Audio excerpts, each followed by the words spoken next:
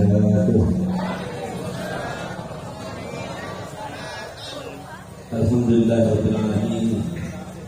Wassalatu wassalamu ala asyrafil anbiya'i wal mursalin sayyidina wa habibina wa syafi'ina wa nuril qulubina Muhammad habibi rabbil alamin wa imamil ghurril muhajjalin wa ala alihi wa sahbihi ajmain.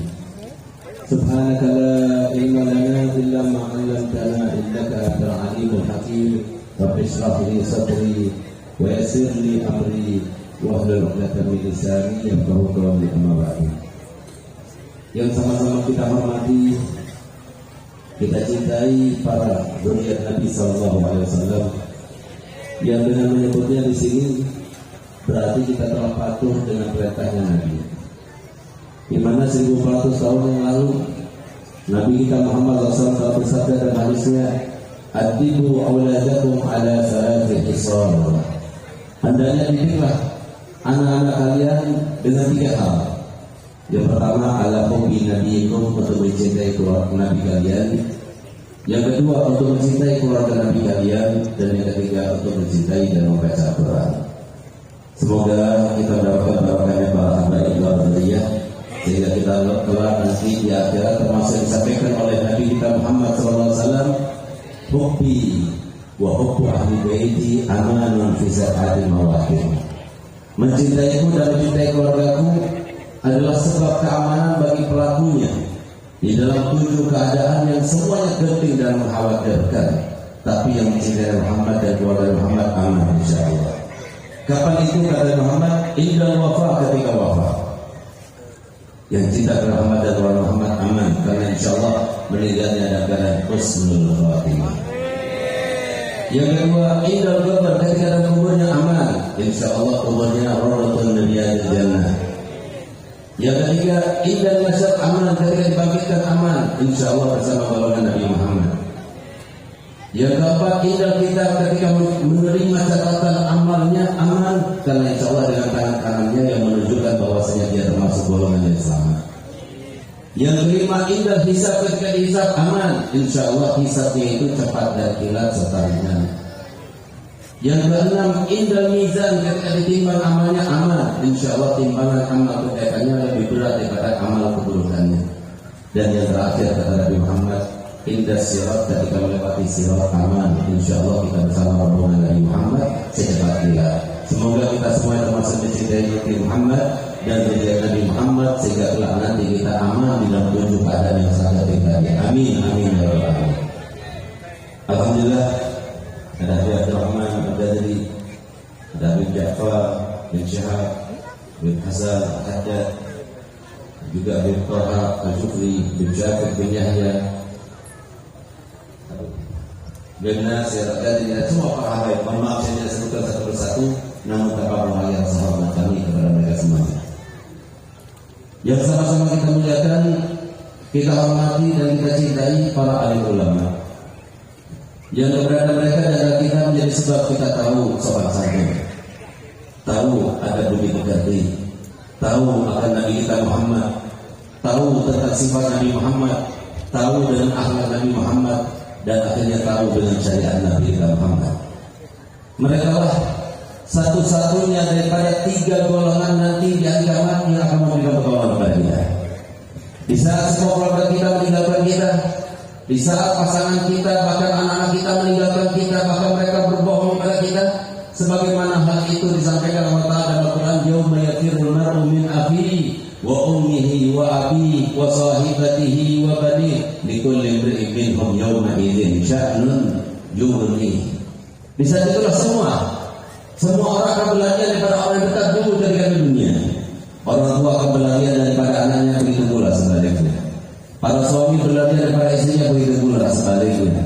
Saudara berlarian daripada saudara-saudaranya, begitu pula sebaliknya. Semuanya al-khillatu yawma idzin ba'duhum li ba'din adu.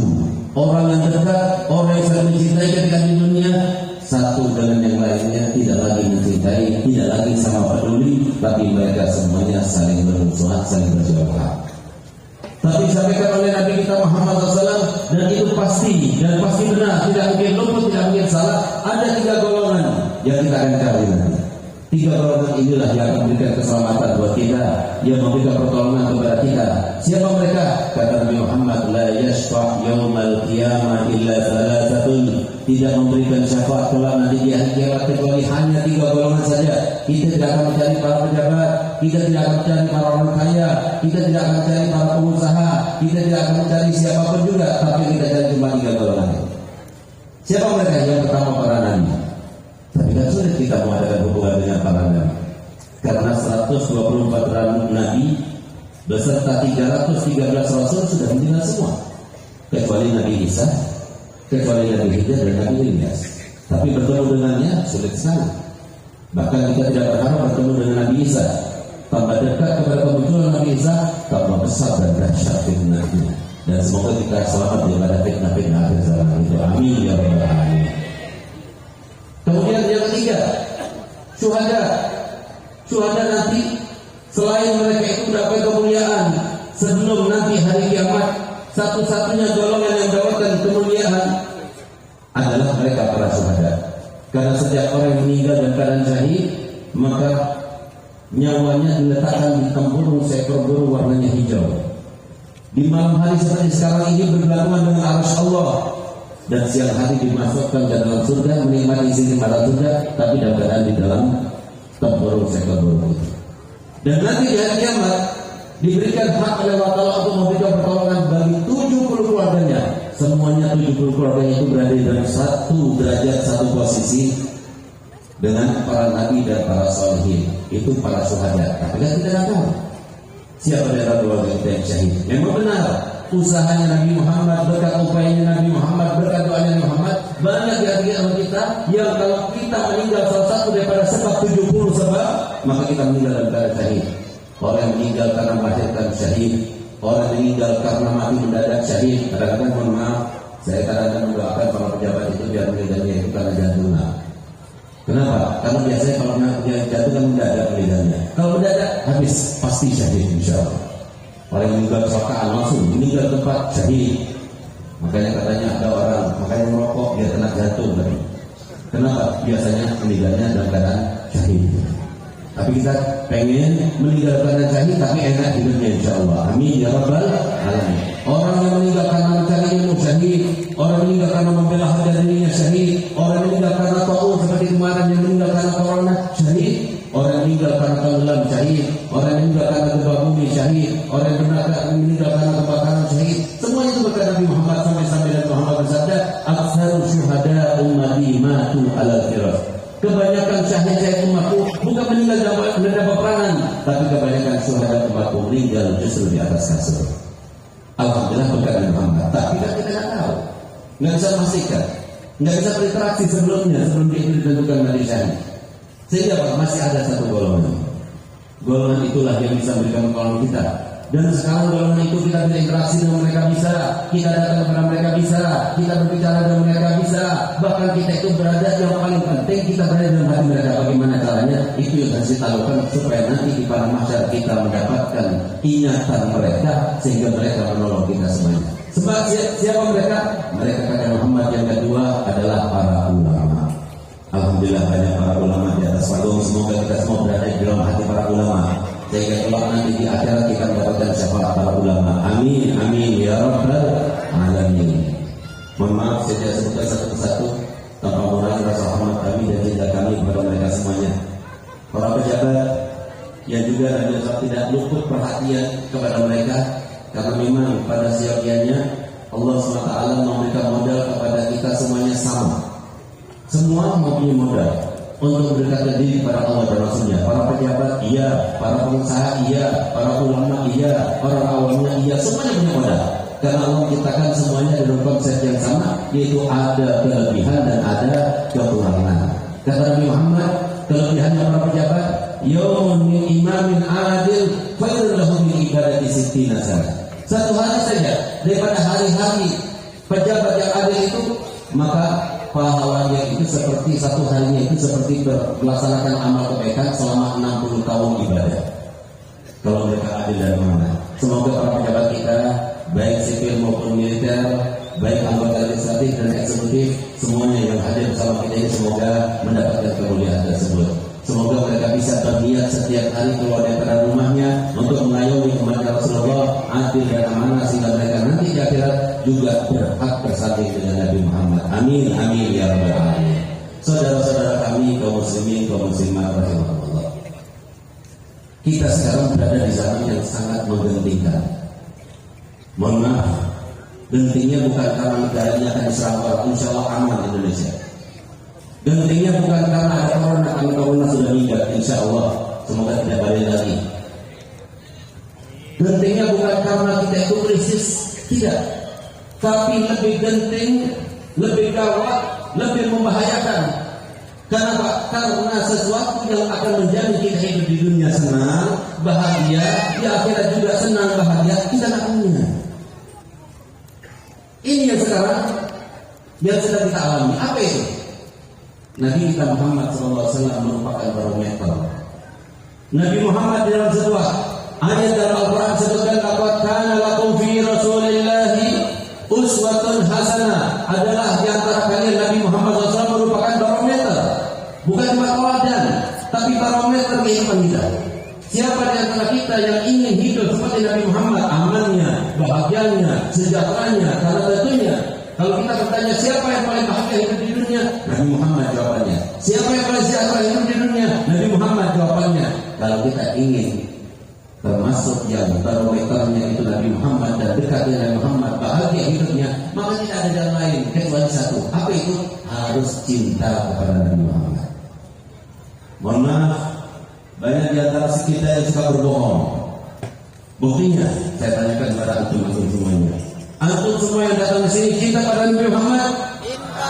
Cinta. Semua yang bilang cinta. Buktinya mana? Cinta itu bukan sebuah ungkapan. Cinta itu bukan sebuah pengakuan.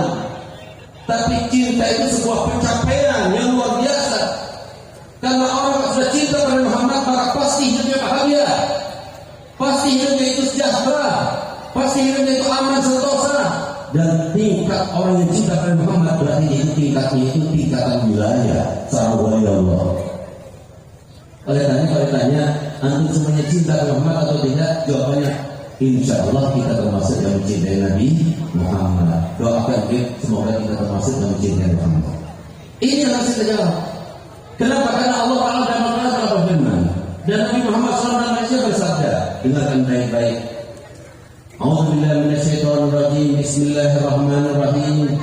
Qul, katakan wahai Muhammad, sampaikan kepada umatmu semuanya wahai Muhammad, law kana aba'ukum, kalau semua ayah-ayah kalian, wa abna'ukum, anak-anak kalian, wa ikhwanukum, saudara-saudara kalian, wa azwajukum, dan istri-istri kalian, wa ashiratukum, dan kerabat-kerabat kalian, wa amwalun bariktaraftumuha, dan juga harta benda yang kalian dapatkan, usahakan dan upayakan. Begitu pula wa tijaratun takhshawna kasadaha, dagang barang-barang dagang kalian yang kalian takut sampai tidak payu, tidak laku. Begitu pula wa masakin tardawnaha, jika seumpama rumah-rumah kalian yang kalian senangi, kalian gemari, kalian senang dengan rumah-rumah kalian, ahabbu ilaikum minallahi wa rasuli wa jihadin fi sabilih fatarabbasu hatta ya'tiyallahu bi amrih. Yang jika kalau seumpama itu semuanya lebih kalian cinta, melebihi daripada cinta kepada Allah dan Rasulnya, maka tunggulah saatnya kalian akan ditimpa dengan cobaan dan cobaan, dengan ujian dan ujian, bahkan bencana demi bencana yang tidak ada seorang pun di antara kita yang pakarnya bagaimanapun, piawainya bagaimanapun, cendekiawan dan lain sebagainya, kalau sudah menghadapi bencana tidak ada yang bisa mampu untuk menolaknya. Ini yang menjadi masalah bagi kita. Di dalam hati kita tidak ada cinta pada Muhammad. Padahal cinta pada Muhammad itu adalah syarat utama untuk menjadi anak yang bahagia, menjadi suami yang bahagia, menjadi istri yang bahagia, menjadi saudara yang bahagia, menjadi manusia yang bahagia di dunia dengan sebuah keluarganya. Itu syarat utamanya itu harus tertanam di dalam hatinya cinta kepada Nabi Muhammad. Coba lihat bagaimana kata Muhammad terkait dengan cinta kepadanya. Nabi Rasul bersumpah bahkan, wallahi La yu'minu ahadukum hatta akuna ahabba ilaihi min waladihi wa walidihi wan nasi ajmain.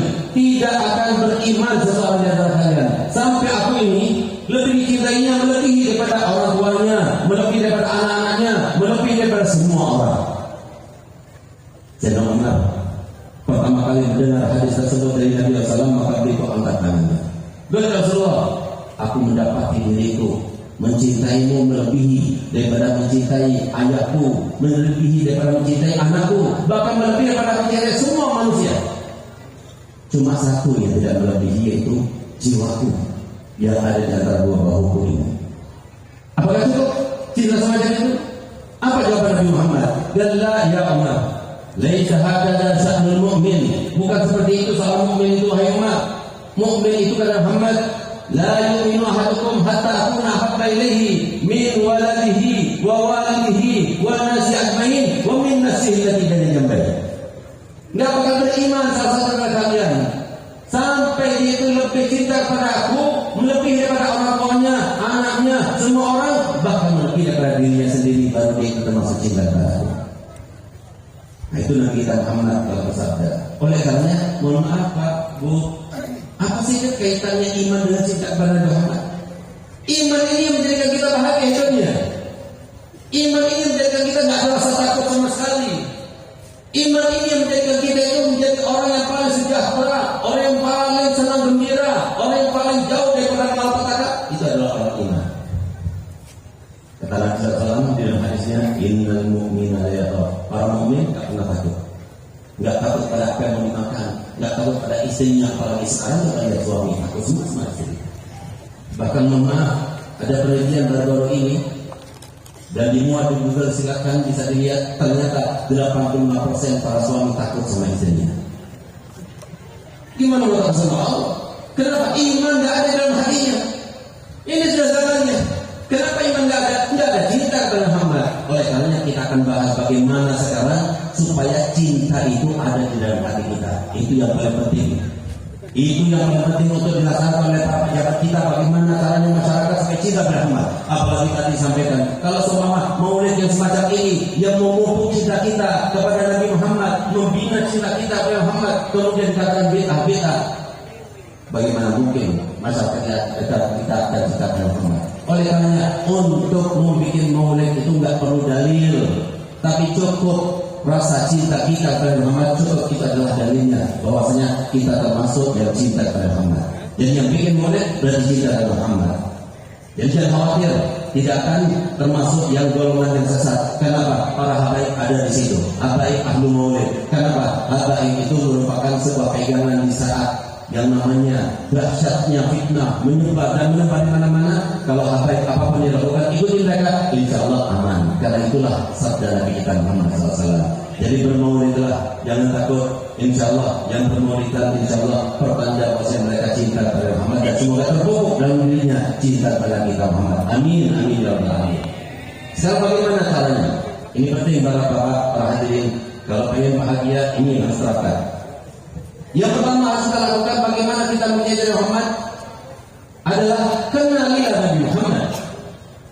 Kita semuanya tahu dengan suatu pepatah yang berkata tak kenal maka tak sayang. Bagaimana saya cinta Muhammad kita tidak kenal Nabi Muhammad? Kalau setiap orang kenal Nabi Muhammad, apalagi sampai bermimpi Nabi Muhammad, tidak ada nikmat yang lebih nikmat daripada bermimpi Nabi Muhammad. Sekedar mimpi saja, kalau dia sudah mimpi Nabi Muhammad, rindu terus kepada Nabi Muhammad. Dia akan berkorban untuk Nabi Muhammad, dan keutamaan orang yang bermimpi Nabi Muhammad di dunia, maka nanti dia akan mendapatkan syafaat Nabi Muhammad. Bahkan kata oleh para ulama, kalau memang dia itu ahlinya, di dunia dia akan berjumpa dengan Nabi Muhammad, karena Nabi Muhammad telah bersabda, "Man ra'ani fil manam, fasayarani fil yaqظah." Siapa yang memimpikan aku dalam tidurnya, maka nanti suatu hari, suatu saat dia akan melihat aku dalam keadaan berjaga. Semoga kita termasuk dalam karunia tersebut. Amin. Apa yang harus kita lakukan untuk menumbuhkan cinta supaya kita kenal kepada Muhammad? Yang harus kita lakukan bapak-bapak, ibu-ibu, bulan Maulid ini bulan kelahiran Nabi Muhammad, bulan momentum untuk kita memupuk cinta Muhammad kepada suami, kepada istri, kepada anak-anak, kepada keluarga kita semuanya. Sehingga Pak, yang harus kita lakukan, pergi ke kebun-kebun kita. atau buka PDF, di-download PDF itu, di Google dan sebagainya, buku sejarah Nabi kita Muhammad. Lalu kemudian bukan cuma dia yang baca, kumpulkan istri kita, anak kita semuanya. Kemudian gantian si suami membaca, ini loh Nabi Muhammad, bagaimana Nabi Muhammad, bagaimana akhlaknya Muhammad, bagaimana sejarah Muhammad, bagaimana keberanian Muhammad, bagaimana sifat-sifatnya Muhammad. Tidak, setiap orang yang pernah membaca sejarah Muhammad pasti akan merasa senang dan bahagia dengan Nabi Muhammad. Kita bagaimana akan cinta dengan Muhammad kalau kita tidak kenal? Orang yang sudah kenal Muhammad, coba kita lihat. Siapakah manusia yang paling cinta kepada kita Muhammad? Jawabannya adalah para sahabat. Kita lihat bagaimana sahabat Nabi kepada Muhammad. Ketika terjadi peperangan, baik itu di Uhud, di Khandaq, itu badannya itu jadikan tamengnya Nabi Muhammad. Sampai tertusuk pedang, tertusuk panah, tertusuk tombak. Mereka dan gembira, bahagia. Bahkan ada seorang sahabat Nabi yang sangat luar biasa, di mana beliau itu termasuk salah satu sahabat Nabi yang kemudian ditawan oleh orang Quraisy. Setelah ditawan oleh orang Quraisy, maka kemudian dia itu disalib. Ketika disalib, siap untuk dilaksanakan pembunuhannya, akan dibunuh dan dipenggal kepalanya. Maka di saat itulah sempat beliau ditanya oleh para kawan Quraisy, bagaimana kiranya menurutmu kalau tempat posisimu itu sebagai gantinya adalah Muhammad dan engkau sekarang berada di dalam keluargamu enak-enakan, makan-makan dan minum-minum? Apa jawaban dia? Yang bernama Hubayb bin Arab. Apa kata dia? Loh tidak, jangankan sampai aku, posisiku adalah Nabi Muhammad dan aku senang dan keluarga. Sumpah Nabi sekarang ini dalam keadaan kakinya terkena duri, lebih baik aku yang merasakannya. Jangan sampai Nabi kita Muhammad, apalagi sampai aku seperti sekarang ini. Enggak. Subhanallah. Sehingga Sayyidina Sufyan yang pada kala itu belum masuk Islam, dia katakan, demi Allah aku tidak pernah melihat seorang cinta kepada Nabi Muhammad kepada seseorang melebihi daripada sahabat Nabi Muhammad kepada Nabi Muhammad. Di saat itulah beliau dalam keadaan galau ketika akan dieksekusi. Pada saat itu beliau meminta izin kepada mereka, izinkan aku untuk sholat 2 rakaat dulu. Silakan. Beliau sholat dengan cepat. Setelah sholat beliau katakan, demi Allah kalau semua aku tidak takut kalian mengira bahwasanya aku ini memanjangkan sholatku karena aku takut untuk bunuh aku, maka pasti aku akan panjangkan sholatku. Tapi aku cepatkan biar kamu tidak mengira aku ini takut kepada Allah. Di saat dia sudah siap untuk menerima kematiannya, di saat itulah beliau itu bersedih. Galau pikirannya, bukan memikirkan bagaimana dia meninggal, bagaimana dia dipenggal, tapi yang dipikirkan, ya Allah, aku tidak mendapatkan satu orang yang bisa menyampaikan salamku kepada Nabi Muhammad. Hanya salamnya saja untuk salam Nabi Muhammad, tidak sampai dan tidak ada orang yang akan menyampaikan. Beliau berkata, sehingga kemudian beliau mengatakan, ya Allah, tolong sampaikan salamku kepada Nabi Muhammad dan sampaikan kepadanya sampai detik akhir aku di dunia masih di dalam beriman kepada Allah dan kepada Nabi Muhammad dan di dalam perjuangan membela syariat Nabi Muhammad. Subhanallah. Di saat itulah Nabi kita Muhammad sedang duduk bersama sahabatnya, tiba-tiba ada sahabat, Waalaikumsalam warahmatullahi wabarakatuh. Dan Rasulullah, kau mengucapkan salam kepada siapa? Baru saja mereka Jibril datang kepada dan dia menyampaikan bahwasanya beliau menyampaikan salam kepadaku dan tidak ada yang itu ingin menyampaikan salam kepadaku, tidak ada yang bisa menyampaikannya, sehingga minta kepada Allah Ta'ala dan Allah menyampaikan Jibril menyampaikan salam kepadaku dan aku ucapkan Waalaikumsalam. Dan sekarang ini beliau sedang dipancung kepalanya di tempat ini. Subhanallah. Habis itu mereka sahabat Nabi berangkat ke sana dan ternyata seperti sahabat Nabi Muhammad dalam keadaan terhancur. Inilah ceritanya sahabat Nabi Muhammad. Bahkan kita lihat bagaimana sahabat-sahabat Nabi ketika Nabi SAW terdengar bahwa saya Nabi dalam keadaan sakit 18 hari yang berujung kemudian dengan kematian. Nabi alhamdulillah seumur hidupnya jarang sakit karena Nabi memegang konsep yang benar. Di mana suatu waktu Nabi SAW pernah diberikan hadiah oleh Raja Mesir 2 dokter terbaik di negara Mesir untuk melayani Nabi SAW dan sahabat-sahabat Nabi. Coba lihat bagaimana syariat Nabi kita Muhammad supaya kita tahu kalau kita jalankan berarti kita akan hidup dalam keadaan senang. Semua hal yang kita terlaksana, baik itu kesehatan maupun sosial kita semuanya itu akan tercapai.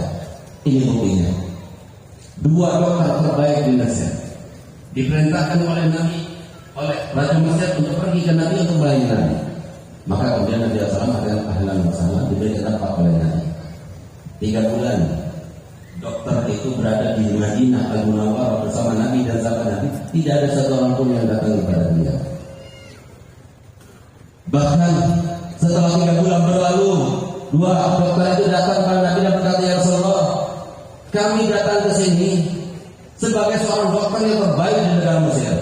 Kami ini adalah dokter yang paling banyak antrinya. Dan kami diutus oleh raja ke sini untuk melayani kamu. Tapi subhanallah 3 bulan kami duduk di sini, kami nganggur. Nggak ada yang datang kepada saya. Bukan karena mereka nggak tahu. Kami sudah sosialisasikan. Bahkan kami melihat-lihat di rumah-rumah, di ladang-ladang, adakah di antara mereka yang sakit? Ternyata mereka sehat semuanya. Sehingga daripada saya di sini nganggur, pulangkan kembali saya ke Indonesia." Kata Nabi Muhammad, "Baik, kalau begitu pulanglah ke Indonesia." Kata dokter itu, "Nabi, bolehkah saya bertanya?" "Silakan." "Apa sih resepnya? Kenapa banyak di Mesir itu banyak orang sakit, sementara di sini sahabat-sahabatmu 3 bulan aku di sini nggak ada yang sakit?" Apa kata Nabi Muhammad SAW? "Nahnu qaumun la na'kulu hatta naju fa idza akalna lam nashba." Subhanallah. Ini apa yang dilakukan oleh yang dikatakan oleh fandom aktor yang hebat itu, ya, di mana beliau katakan sampai umur mendekati 60 badan masih bagus, sehat, kuat, jalan dan sebagainya, masih eksis. Apa kata beliau? "Kenapa saya begini? Karena saya mengikuti nabinya kaum muslimin, yaitu Muhammad orang hebat," kata beliau. Di mana konsep makannya itu adalah terbaik menjaga kesehatan. Sehingga Pak beliau itu makannya itu makanan yang sehat-sehat. Sekarang ini banyak makanan yang tidak sehat. Bahkan semuanya itu banyak kimia-kimianya. Dan dia termasuk yang menerapkan kalau saya makan ketika saya lapar baru saya makan. Kalau saya makan tidak sampai kenyang. Dan kita beda. Belum lapar makan lagi. Gimana kita nggak berpenyakitan? Bahkan Habib Salim saya punya guru bilang kalau orang Afrika itu mati karena kelaparan, orang Indonesia mati karena kekenyangan.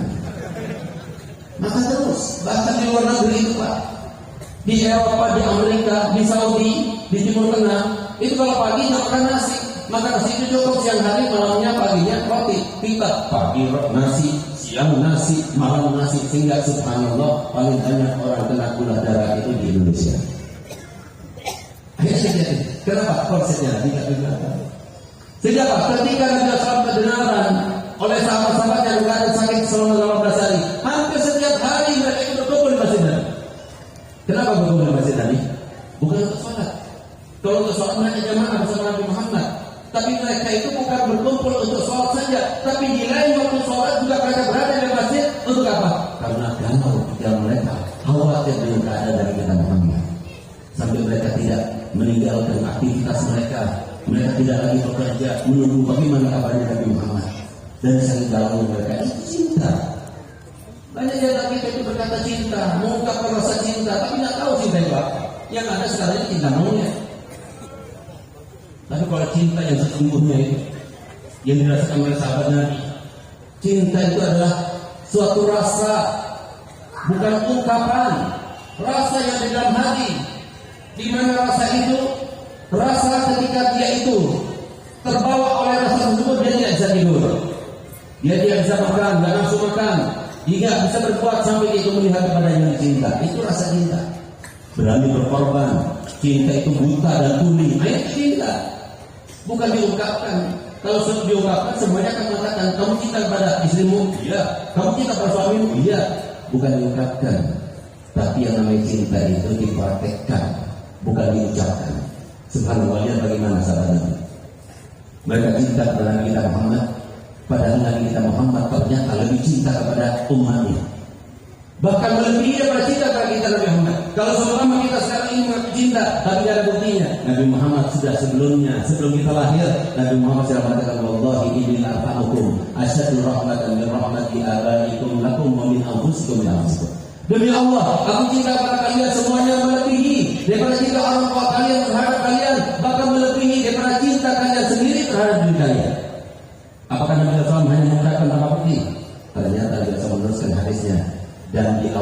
sumpahnya, wallahi law yusyaqu ahadukum bi syaqatin fi rijlihi la ajidu ala mahabibati. Demi Allah, kalau sumpah kaki kalian terkena duri, sakit bukan? Demi Allah, aku juga rasakan sakitnya dalam hatiku.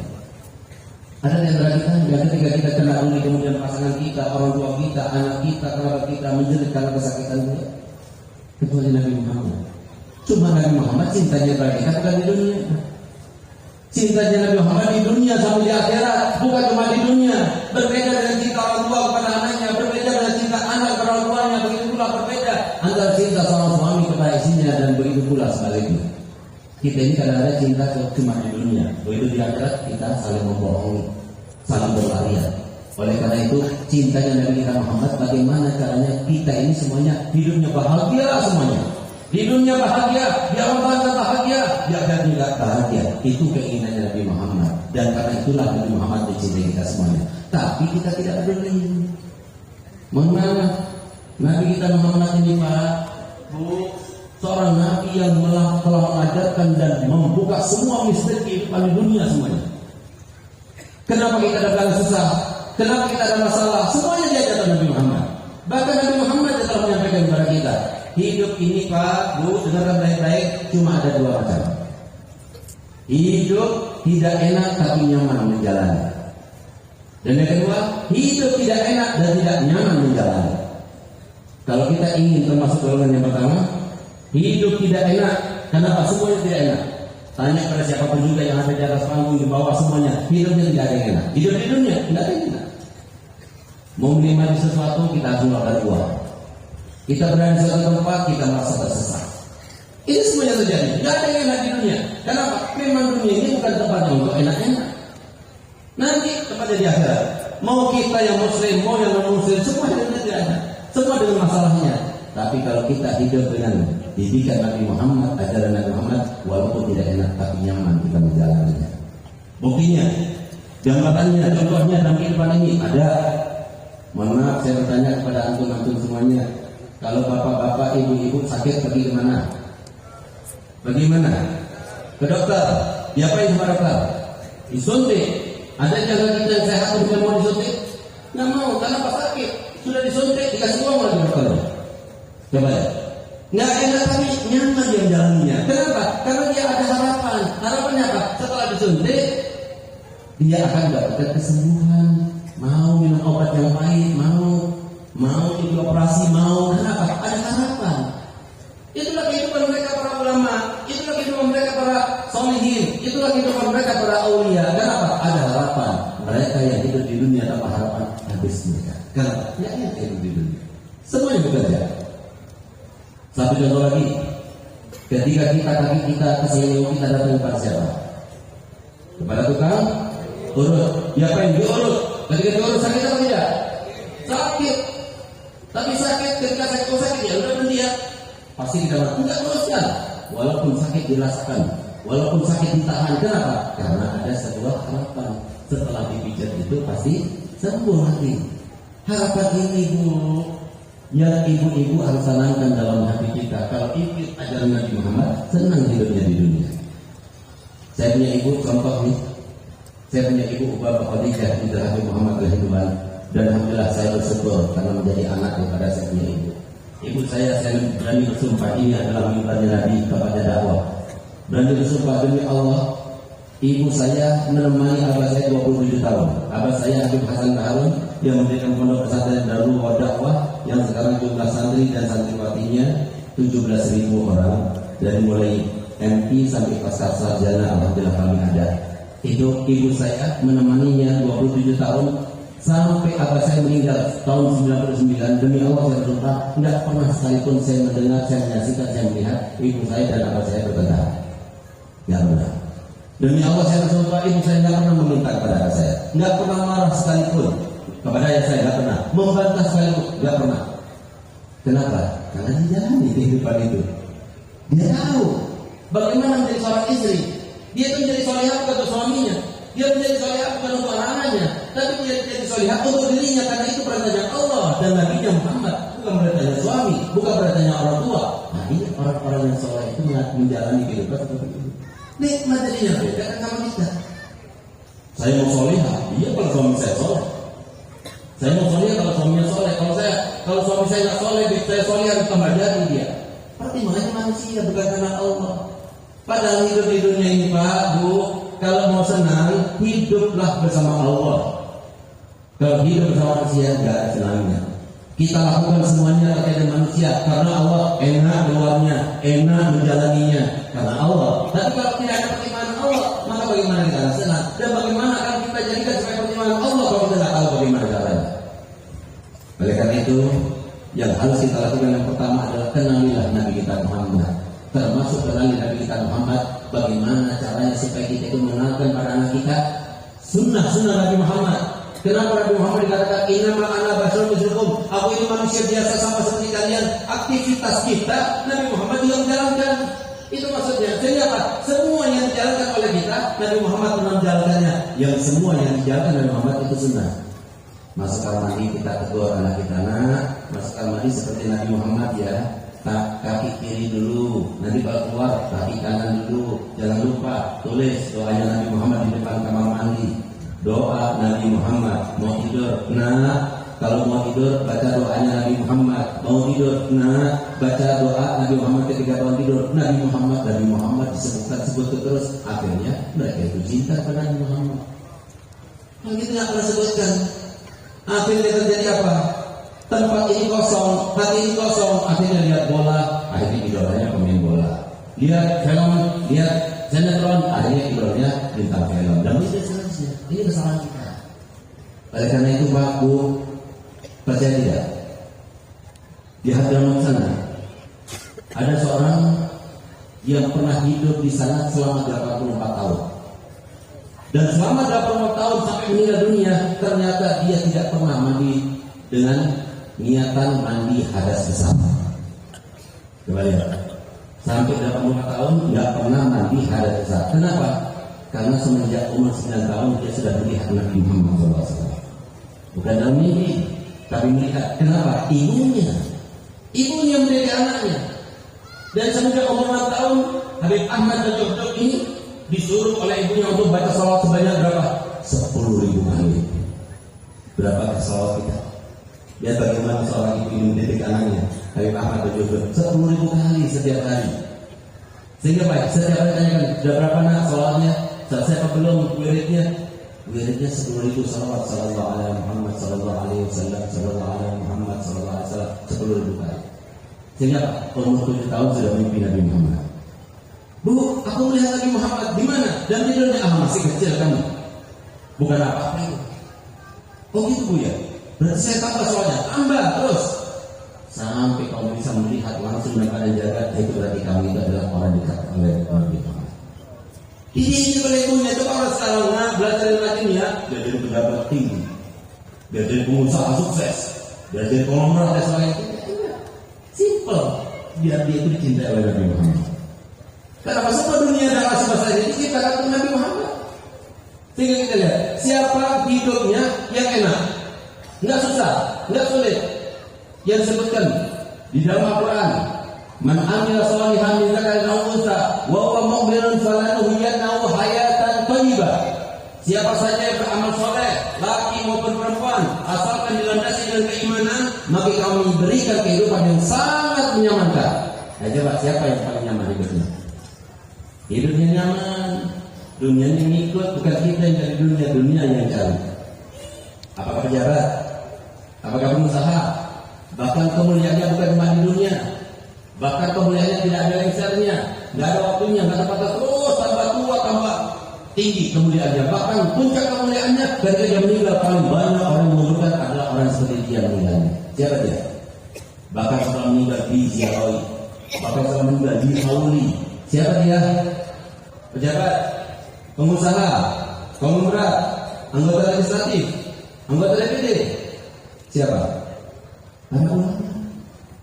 Kenapa kau belum mulia?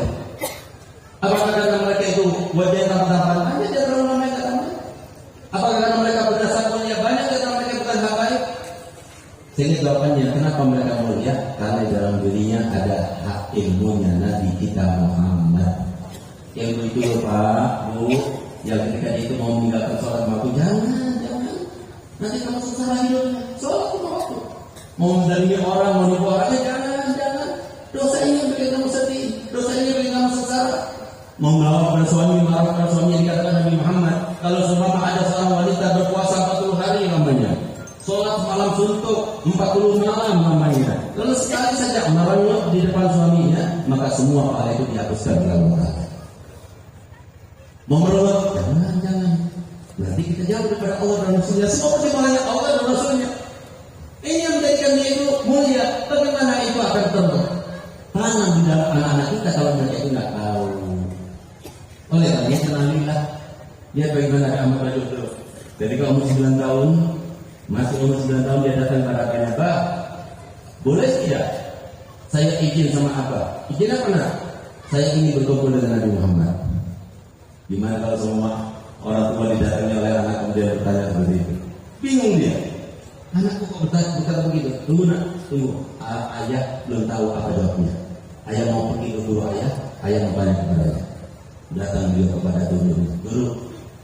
Oh iya, hari ini anakku datang kepadaku, kemudian dia berkata kepadaku, ya, izinkan aku untuk berkumpul dengan Nabi Muhammad. Aku bingung mau jawab. Apa kata ibu? Tanya kepada dia. Apakah dia mengucapkan itu karena nyuruh orang atau karena disuruh orang? Kalau dia katakan iya, jangan izinkan. Tapi kalau dia mengatakan tidak nyuruh orang dan disuruh orang, izinkan. Berarti itu Nabi Muhammad yang menginginkan. Subhanallah. Pulang ke rumahnya tanya, nak, kamu itu berkata begitu karena disuruh orang atau nyuruh orang? Berarti tidak ya. Tapi memang aku minta izin kepadamu supaya aku bisa berkumpul dengan Nabi Muhammad. Kalau begitu saya izinkan. Mulai saat itu dia melihat langsung kepada Nabi Muhammad SAW. Sampai mau tidur tidurnya ini bantalnya, mau makan ini makan dan sebagainya. Sampai umurnya 84 tahun nggak kawin, nggak pernah mandi besar, mandi keramas nggak pernah. Kenapa? Karena apa kata dia ketika ditanya oleh salah satu pejintanya, kenapa bawa kawin? Kawin itu surga dunia, lazat yang sangat luar biasa. Bahkan dikatakan dan diumpamakan seperti belah durian. Apa kata beliau? Kalau orang sudah melihat Nabi Muhammad sudah tidak ada lagi kenikmatan yang bisa itu.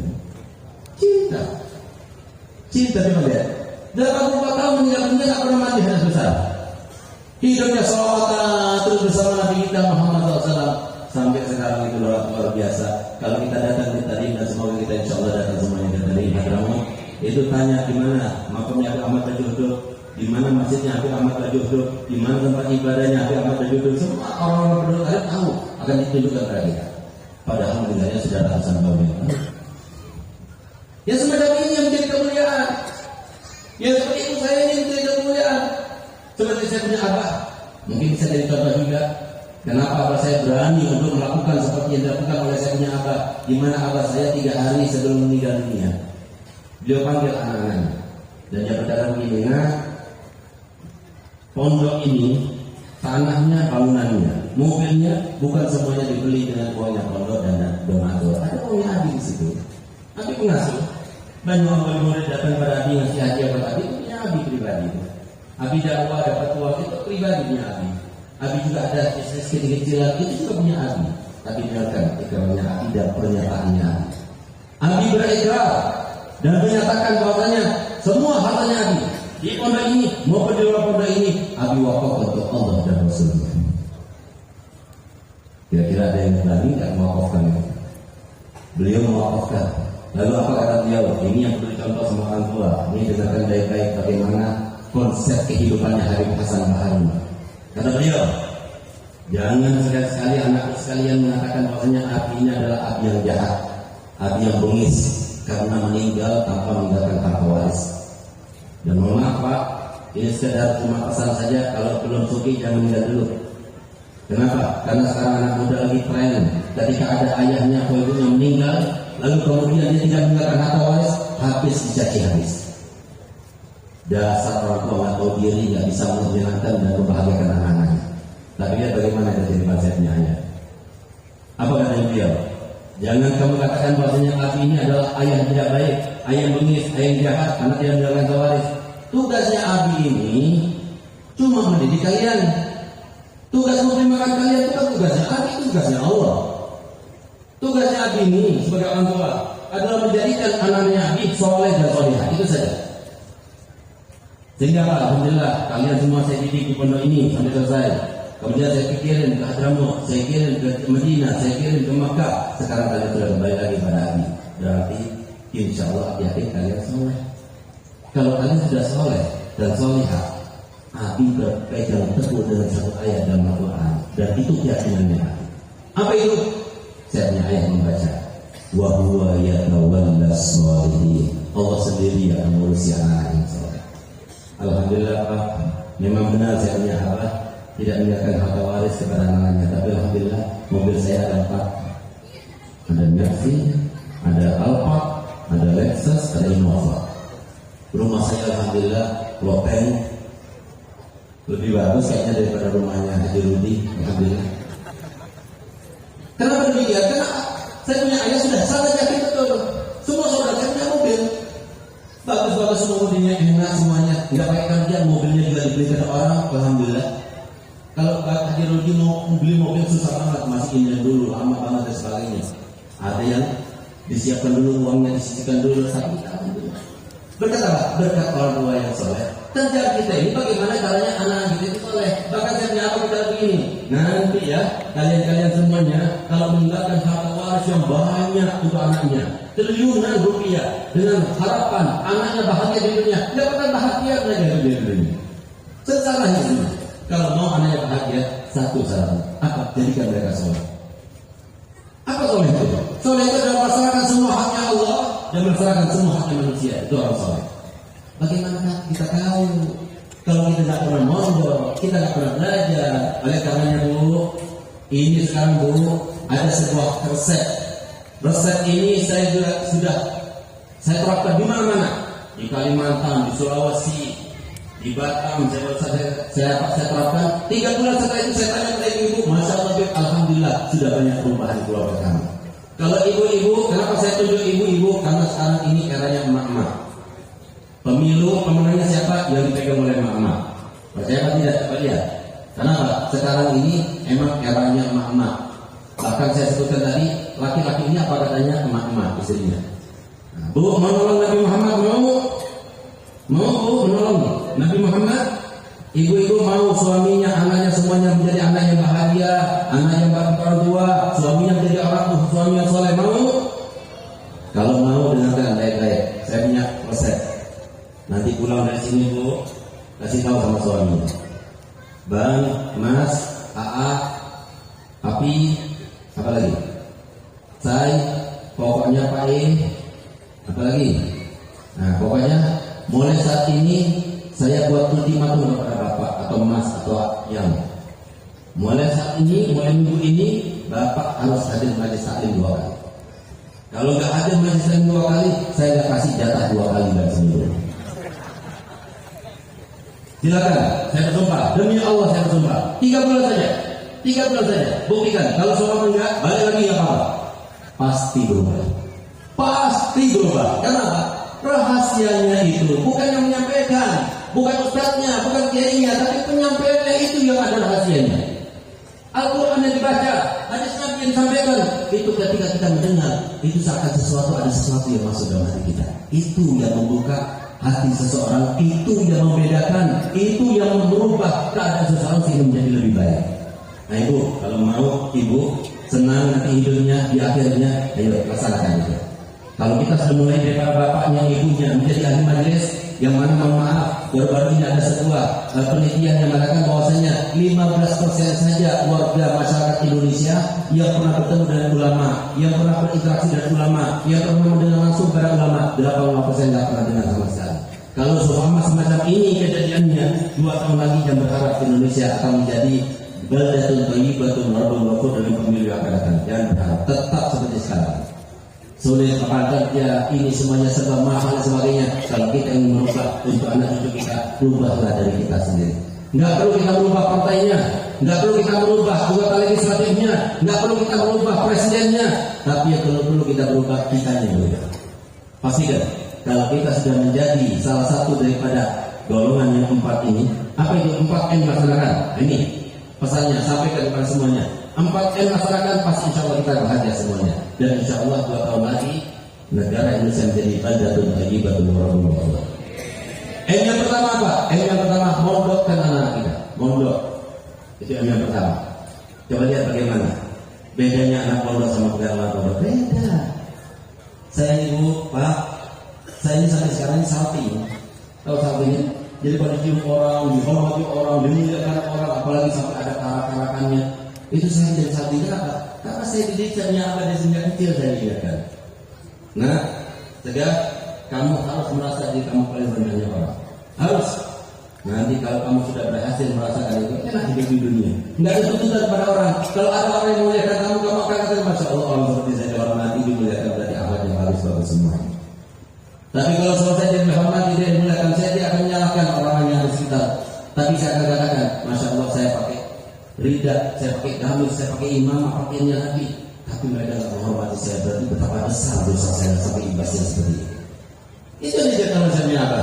Alhamdulillah, saya punya apa mengajarkan kepada kami anak-anaknya untuk bakti para Allah. Alhamdulillah, kami setiap hari itu kalau bersama dengan ibu saya kemarin ketika saya mau berangkat ke tempat ini hari Rabu, saya lakukan apa yang saya lakukan dan itu setiap hari saya lakukan. Saya cium tangannya, saya cium dahinya, saya cium kedua kakinya. Kenapa? Karena saya tahu ibu itu segala-galanya, orang tua itu segala-galanya. Saya tahu karena saya nyata, saya mondok. Di samping saya seorang dokter, saya juga seorang kiai, saya seorang ustaz. Oleh karenanya, jangan sampai kita ini tidak melakukan 3-4 M. M yang pertama mondok, itu lebih baik, itu paling baik. Nggak bisa mondok, itu sudah nggak apa-apa. Paginya masukkan pendidikan formal, tapi siangnya masukkan madrasah dininya yang ada di mana-mana, Madin. 2M, kedua Madin. M ketiga, mengaji. Kepada guru ngaji, datang guru ngaji, datang ke rumah kita atau anak kita datang pada guru ngaji. Di situ kita akan kenal dengan Al-Quran, di situ akan kenal dengan Nabi Muhammad. Itu yang ketiga. Yang ketiga bisa juga, tinggal M1. Nggak ada lagi yang kelima. Ini yang sudah 4. Kalau kita melaksanakan salah satu dari 4 ini, selamat hidup di dunia, bahagia hidup di dunia. Tapi kalau kita tidak melaksanakan salah satu dari 4 M ini, yang berharap bahagia di dunia, karena harapan bahagia itu hanya dari Allah. Apa ini yang terakhir? Yang terakhir hadir majlis taklim. Ingat, yang pertama mondok, yang kedua madin, yang ketiga mengaji, yang keempat menghadiri atau majlis.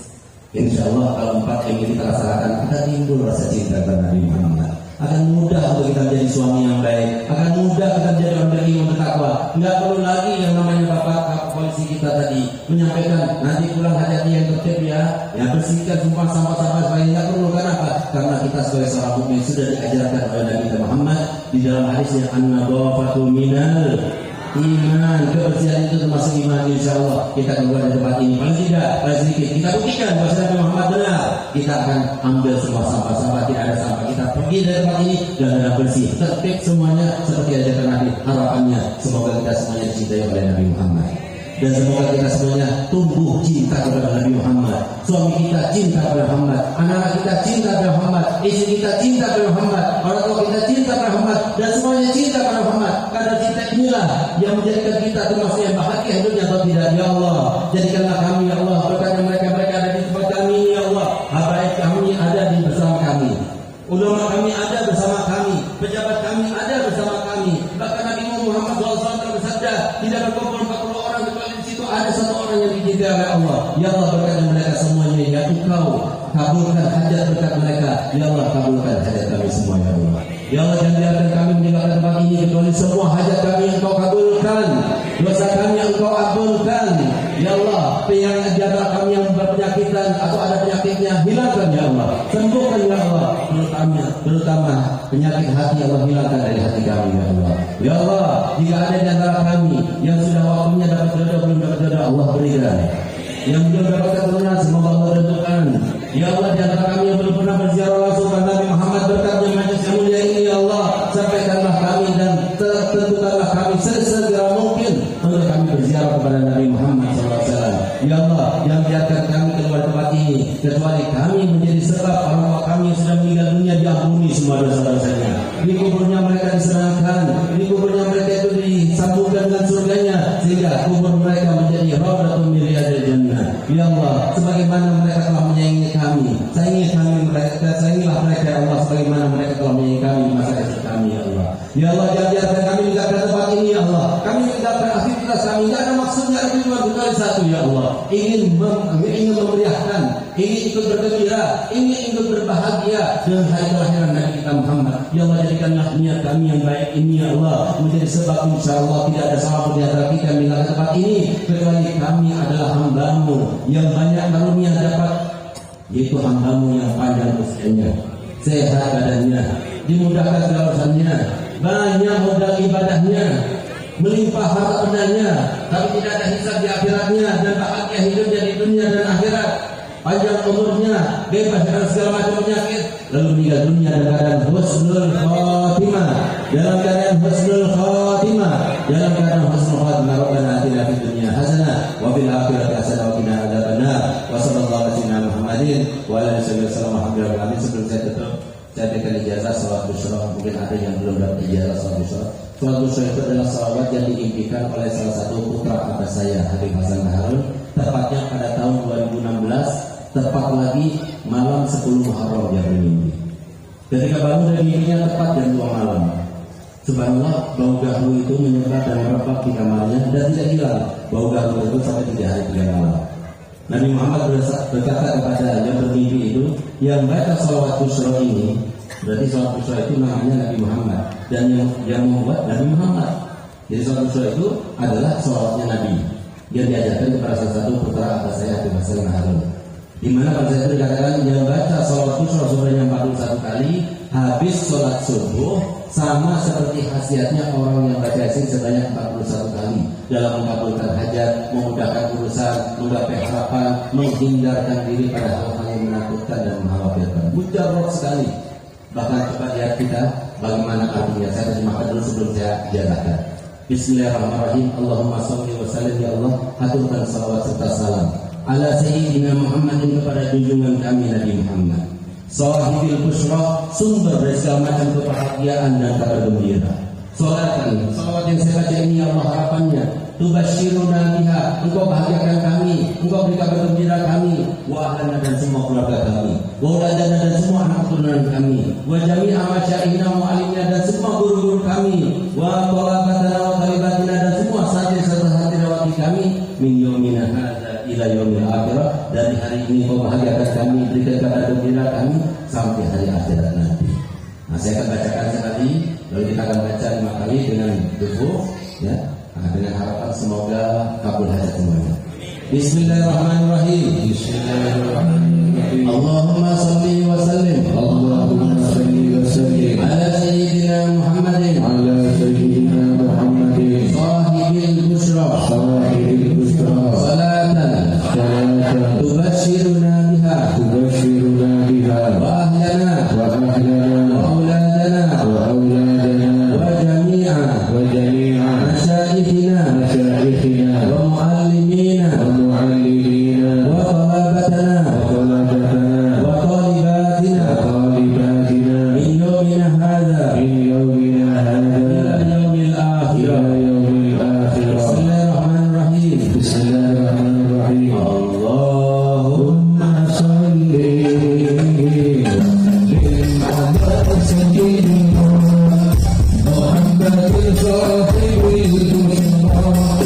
Salatan tubasyiruna biha. Wa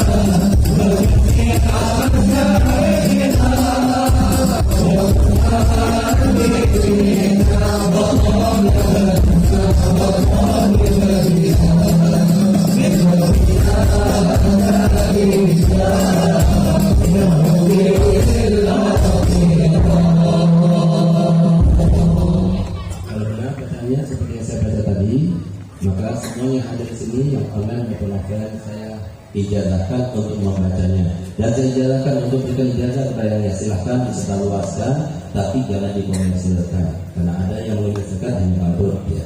Nah, jadi takut ketulak soal nanti. Jadi silakan yang punya ada cetak sebaiknya disebar sebaik-baiknya silakan, tapi jangan dikomersilkan. Ayo sama-sama kita jawab. Saya terima ijazahnya Habib. Saya terima ijazahnya Habib. Saya mohon maaf dan terima kasih kepada Firdi, kemudian Ali yang telah memberikan kesempatan saya berbicara di sini. Semoga kita semuanya panjang umur, sehat walafiat. Wassalamualaikum warahmatullahi wabarakatuh.